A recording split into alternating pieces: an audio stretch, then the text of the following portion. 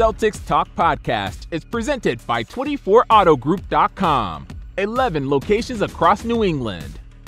What's up, everybody? Welcome into another episode of the Celtics Talk Podcast here on the NBC Sports Boston Podcast Network. Got a fun one for you today. A bunch of different guests kind of bopping in and out here. We're going to start, because I think the biggest story in Celtic land right now, especially coming off that win in Memphis on Monday night, is the play of Jayson Tatum, who outdueled Ja Morant. I wanted to check in on his MVP odds, because from the 10-game sample we've had, Jayson Tatum has looked like an MVP candidate. So I got my guy, Tom Giles, going to stop in, give us the data on that. We'll assess what Tatum might need to do to really muscle into that conversation.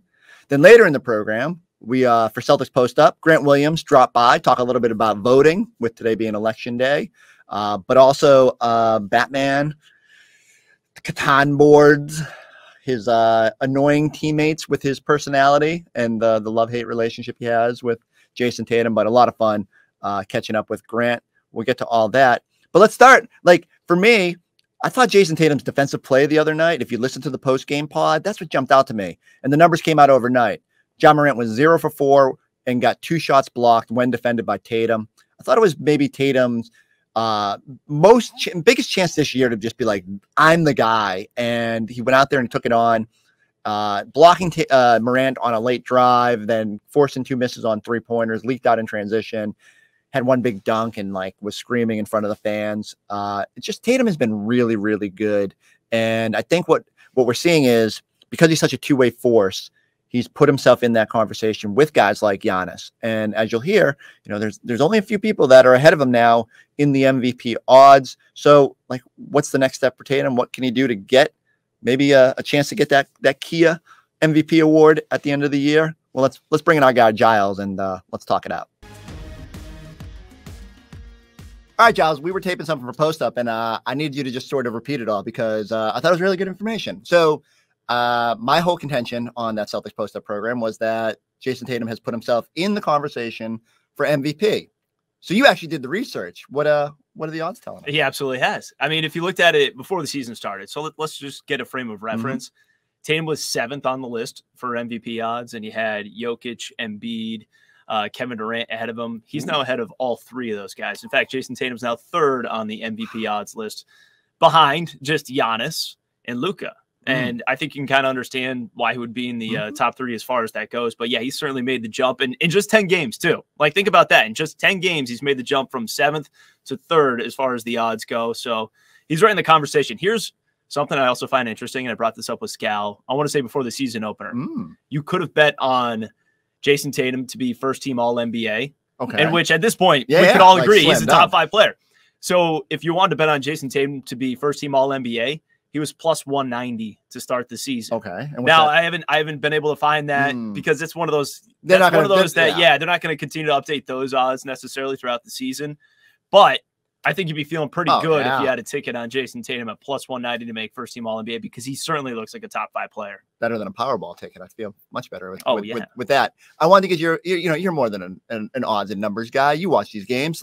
What's the biggest difference you see in Tatum this year versus what we saw in the past? Well, I mean, it's the defensive effort, but also just taking over the game when he needs to. He can just decide he wants to take over the game. He's playing through contact. He's finishing at the rim. And I thought you brought up a good point as well. He's not even really shooting that well from behind the arc right now, and he's still putting up these crazy numbers. The other big thing, he's getting the whistle. And I don't know if that's because of his superstar status or just because he's finishing through the play at the rim, where he's actually getting the foul call. So, getting to the line double-digit times in these games, that's huge, especially when you're having an off shooting night. To me, I just marvel, because we've complained about a lot with Tatum. It was like, he needs to learn how to feed teammates better. He needs to learn how to get to the line more. He needs to take over in stretches. Just like he's doing everything right now. Right now he is. He's not even complaining as much. He still has his moments, as everybody on this team does, but he's really checking all the boxes. What do you think he'd have to do? Because there is a little bit, voters tend to have voter fatigue. Yeah. So I do think Giannis has to be not exponentially better, but he has to be really good, because voters love new blood. And so Tatum would be a fresh thing. What do you think? There's something the Celtics have to win X amount of games. They got to finish ahead of the box.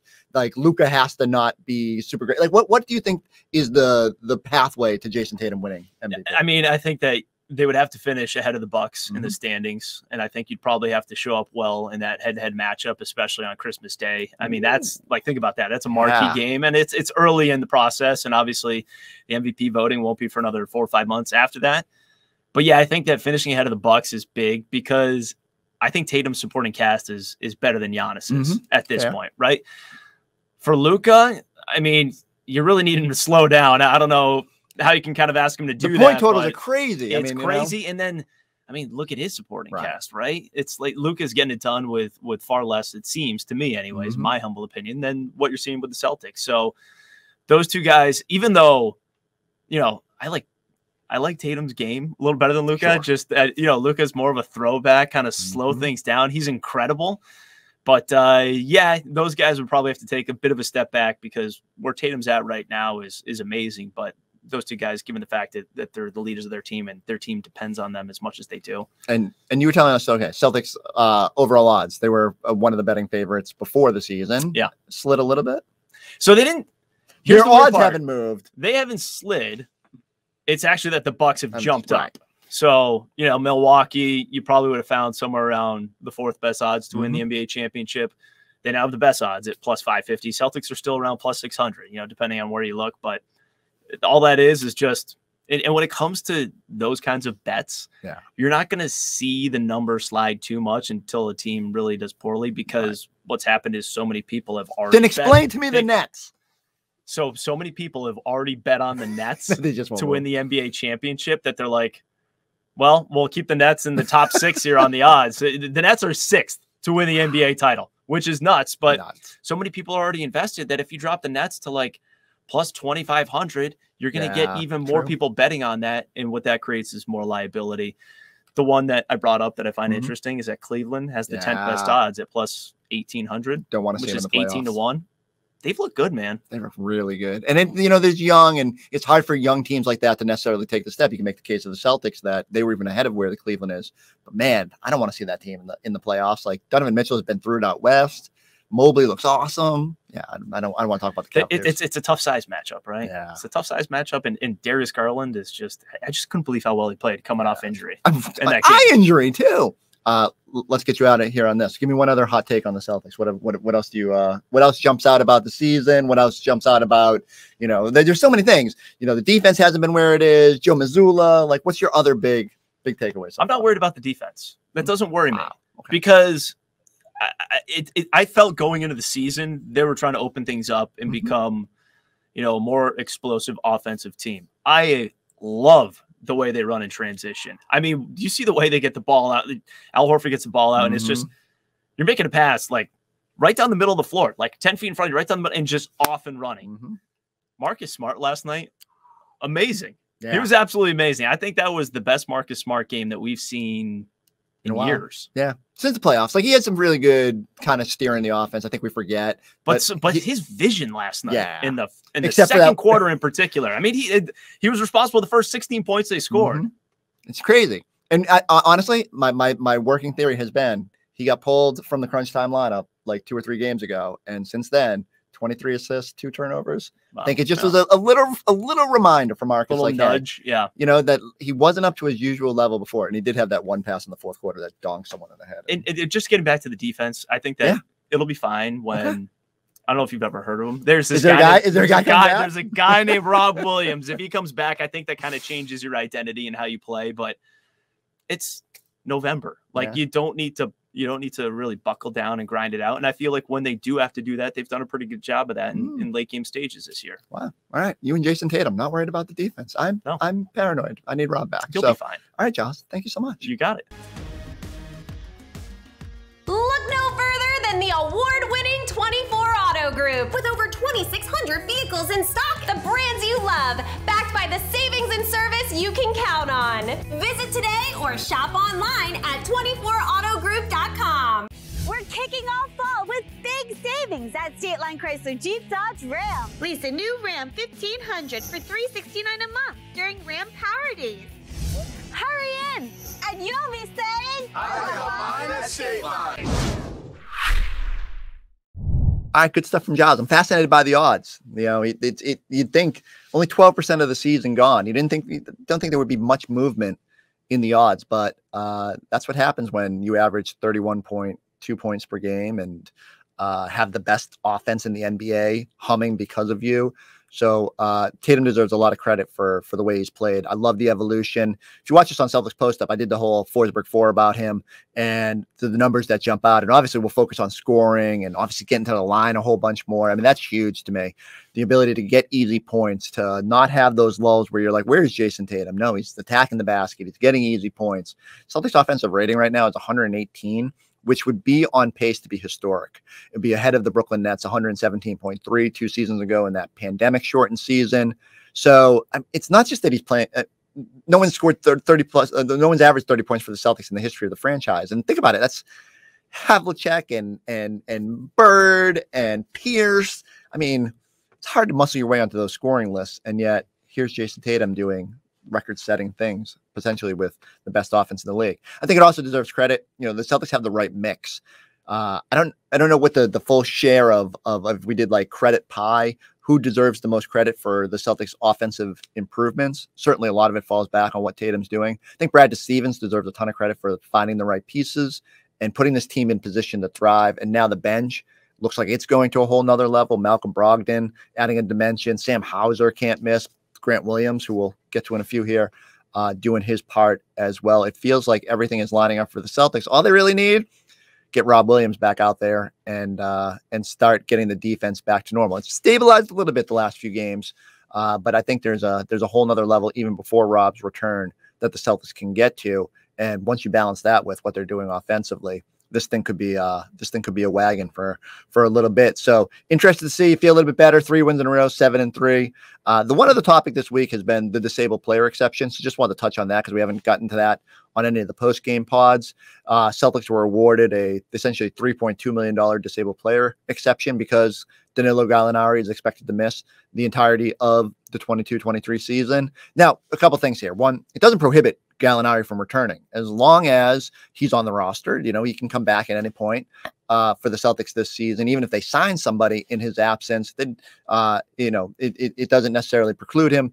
It just means a doctor looked at him and said, you know what, 9 months for an ACL rehab, it's unlikely he's going to be ready for any point this season. But if the Celtics go deep enough into the playoffs, there would obviously be the opportunity. You wonder, is it right to throw a guy who's missed 9-10 months at that point onto the court? I would say it's unlikely, and they'll also have to balance about, do you consider Gallinari a trade chip at some point this season? But the Celtics do have this little exception to work with if they want to add a piece down the road. Another thing to remember with this, much like a traded player exception, it's limited in its usage and more probably go unused than used.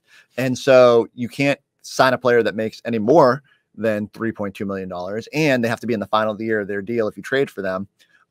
If you sign them, you can only get them for the rest of the season. So there's not a lot of huge long-term benefit for it. But if the Celtics sit there in, say, before it expires on March 10th and need one more body, and the buyout market is a little bit robust, which you see as teams after the deadline start cutting ties with players and sort of putting their priorities, like some middle of the road teams will probably start to look to tank. So there could be a more robust market for players out there. And this is where it will be extremely valuable for the Celtics. Now, instead of being able to offer that guy a minimum deal, you can offer him $3.2 million of that exception prorated and all that. But it'll still be more than they would make otherwise. And maybe that's the distinguishing factor for a player that just wants a little bit more money, who's deciding between two contenders, who doesn't see, a great opportunity one versus the other. Sometimes money is the deciding factor. It will also come down to how much playing time, how good the Celtics are. But it's just another asset in Brad Stevens' toolbox here. Again, I don't think we'll see any movement with it now. The Celtics could have signed Dwight Howard if they felt like they needed another big man at a minimum contract and carried him for the duration of the year, much like they did with Blake Griffin.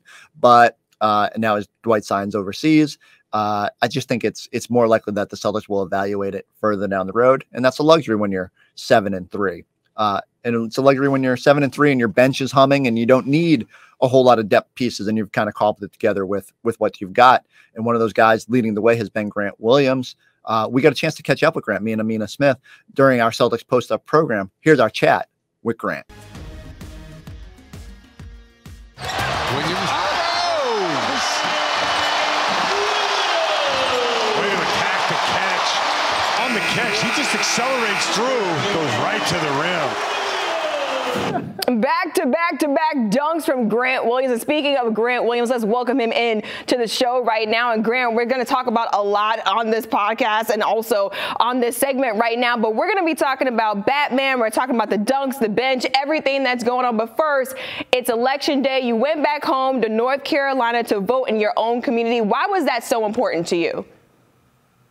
It's vital. It's something that's so important because of the impact that it can make, not only in our own communities every single day, because we always talk about presidential elections, but our state and local elections matter a lot because of they impact us every single day. The laws, the things that we try and accomplish each day within the real estate, whether that's through our kids and the communities. So that's part of the reason why I went back home and voted. And I encourage others to do the same. No matter who you vote for, no matter who you stand for, go out there and use your right. It's awesome that you guys do that. I want to shift it back to basketball a little bit. What I need to know is the hard-hitting question, Grant. We love nicknames around here. We're going to get into your Batman. Does the bench mob have a name yet? Have you guys thought about what you want to call yourselves yet? I don't think so. I think that's up for the fans to decide. Whatever they decide to name us, that's kind of what we go with typically. We don't put much pressure on that. So normally Celtics Twitter got us. So we'll see how it goes. Speaking of nicknames, we know that the nickname Batman has stuck to you. But Grant, over the last couple of weeks, I'm not going to lie, especially seeing your outfit for Halloween, I thought the Dark Knight might be a better fit. Like, what are you thinking about that? Because also you had the voice going at the podium and the postgame presser. Can we go from Batman to the Dark Knight? I think it's one and the same, I guess. It's funny because Gary Washburn called me the Dork Knight, which was kind of goofy. So I kind of gave him a little bit of goofy pleasure laughing at that joke. But I just embraced it, That was one of those, when I got the nickname and Celtics embraced it, I embraced it myself. And the voice hopefully was good enough to impress people, but I thought it was very fun. The voice definitely impressed me and plenty of people on social media, but I gotta know, did you practice that voice at home? Because I could only go maybe for one question with another voice. How did you do the whole post-game presser in the Batman voice? I'm not gonna lie to you. I've never practiced that. It's one of those things I just tried, and I was like, hey, it sounds pretty good, right? That's normally how it sounds in movies, so I was just like, all right, try and copy it to that degree. So my favorite part of that whole post-game press conference was when Jayson Tatum walked into the locker room and kind of asked you in so many words what you were exactly doing over there. Can you tell me about you and Jayson's relationship? I think you told me before that when you came up for your pre-draft workout, you stayed with him. What is your relationship like with Tatum? Yeah, it's a great relationship. I'm fortunate to have a good friend on the team. He was a good mutual friend in Harry Giles before I got to the team. And then when I first came to work out, for the Celtics, I just went over to where he stayed back then, and we hung out for a bit, worked out the next day, and ended up getting drafted. And got closer and closer as the years have gone on. I try my best to keep him level and happy, and everything else he does the same. So it's a good dynamic, and I feel like we have each other's back. It feels a little bit like oil and water, or what is that like? Because do you bring out his more vocal side? Do you embrace the fact that you sometimes seem to annoy him, and how does that dynamic work?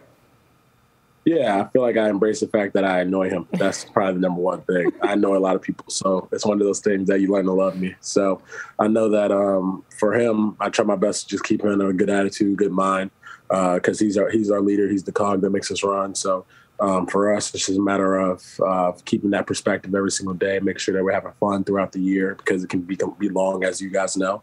So that's probably the biggest thing, is bringing that light every single day, trying to make not only him happy, but everybody else around me. And that's probably the one job that I see that I have. Every time I see you and Jayson Tatum together, it just reminds me of two brothers going back and forth. If you could describe that relationship in one word, what would it be? Competitive. In his eyes, but in my eyes, I whip him a lot more than he whips me. So let's just say that. Do you think there's been a truce in your war with Deuce now that he dressed up as Batman for Halloween? It reminded me of when Damian Wayne chose Superman's side. That reminded me of that, because you are there for somebody. I remember back when the bubble happened, I was there for Deuce playing, goofing around, blah blah blah. He was 2 years old, so he probably doesn't remember that. But next thing you know, he just went to the other side, man. So it's no smoke, you know. I respect it. You know, you gotta let people blossom and grow in their own way. But my Rob is becoming his own Batman. You know, that's the best way to describe it. You know, maybe a little bitterness back and forth, but it works out. It's good to know that there is no smoke with the toddler out there between you, Grant, and Deuce. All right, let's talk about those corner office threes. Obviously a thing come last season, something that you worked on during the offseason between you and Sam Hauser. We've been seeing it more and more in these games. What exactly did you work on during the offseason to perfect that shot? Yeah, I feel like that's just more so as the years have gone on, continuing improving on that, just getting reps at it. The more things I worked on the offseason, mostly driving closeouts and making the right decision, making the right reads. But that shot has always been one of those comfortable things that you just kind of like are able to just, you know, let go and feel confident about. Both Sam and I feel like I add that value of shooting to the team. So we do our best to just space the floor, make the right shots, make the right opportunities, and continue to grow in our game as the year goes on. And I got to give big shouts out to Sam and doing the same because we're trying to lead it on that mark. Who's winning those 3-point battles if you do like post-practice shooting? Is anyone going up against Sam? Sam wins. Right. After that, toss up. Hey, so you got that Jordan Brand endorsement now. Obviously, you know, your buddies along the way, Kemba and JT. What's it like to be part of that? And were you worried at all that you might have compromised it when your shoe exploded in that game a couple weeks ago? Yeah, I was about to say, it feels like a family. I felt like I was that one brother that made the issue at the family reunion when I blew the shoe up. But at the same time, I've done that with many shoes. I've done that with like Adidas shoes. I've done that with Nike shoes in the past. I've done that with Under Armour shoes. So it's just a matter of like when you wear them too much, like that happens. Maybe for a guy my size at least, but. It's one of those things that when it happened in the game, I was like, oh, Lord, couldn't happen to a better guy, right? It was definitely giving Zion Williamson vibes when I saw that happen. Literally, Twitter exploded when that played over and over again. It reminded everyone of that moment. Let's talk about the bench for a little bit. Malcolm Brogdon really bolstering that Celtics bench and that second unit. How has he changed the mentality of the bench coming in this year? Yeah, he does a phenomenal job of leading us and making sure that we understand how valuable we are to the team and how much impact we can have. He does a good job of penetrating into the paint and spraying out to the shoes around him and creating a shot for himself. So he provides a different value and opportunity to the team that needed it. And he's been very, very, very powerful in his way of approach every single day, and he's been very good in his ability, and he's been just true to himself, and he's allowed himself to blossom with the success that we have with one another. I wouldn't be doing my job if I didn't badger you to give me some information about how Robert Williams looks behind the scenes, and maybe just a timeline on when we can expect him back on the court if you want to divulge inside information. Oh, that is not my job, so I wouldn't know. I had to try. Of course, Chris Forsberg, going to try and get some information about Rob Williams. Nice to see him back in there in the practice facility doing his thing. Like he was on the road with you guys for this trip. That's got to be an encouraging sign.